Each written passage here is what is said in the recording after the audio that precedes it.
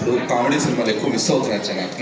Family మొత్తం చూసి ఆనందించే కామెడీ సినిమాలు అనేవి తగ్గిపోయినాయి అసలు చాలా వరకు. నెక్స్ట్ 2 సినిమాలు కామెడీ సినిమాలేనండి. 2 సినిమాలు కామెడీ చేస్తున్నారు. అండ్ 2026లో సుడిగాడు 2 ఉంటుంది.